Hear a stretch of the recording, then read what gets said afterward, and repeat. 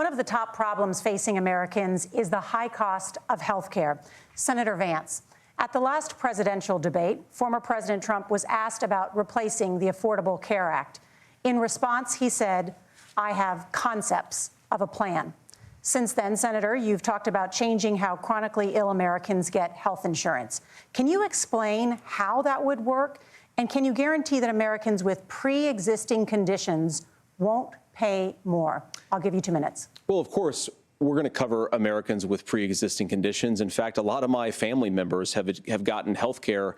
I believe, members of my family actually got private health insurance, at least for the first time, switched off of Medicaid onto private insurance for the first time under Donald Trump's leadership. And I think that, a lot of people have criticized this concepts of a plan remark.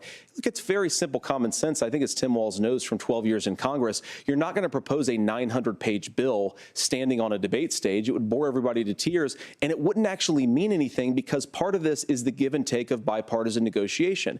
Now, when Donald Trump was actually president, and again, he has a record to be proud of, prescription drugs fell in 2018 for the first time in a very long time. Under Kamala Harris's leadership, prescription drugs are up about 7%. Under Donald Trump's entire 4 years, they were up about 1.5%.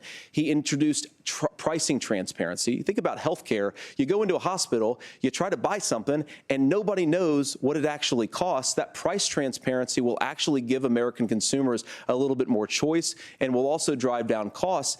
And we talked about, the reinsurance regulations is what I was talking about. Look, Donald Trump has said that if we allow states to experiment a little bit on how to cover both the chronically ill but the non-chronically ill, it's not just a plan. He actually implemented some of these regulations when he was president of the United States. And I think you can make a really good argument that it salvaged Obamacare, which was doing disastrously until Donald Trump came along.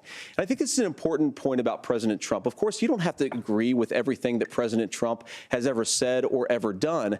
But when Obamacare was crushing under the weight of its own regulatory burden and health care costs, Donald Trump could have destroyed the program. Instead, he worked in a bipartisan way to ensure that Americans had access to affordable care. It's not perfect, of course, and there's so much more that we can do. But I think that Donald Trump has earned the right to put in place some better health care policies. He's earned it because he did it successfully the first time.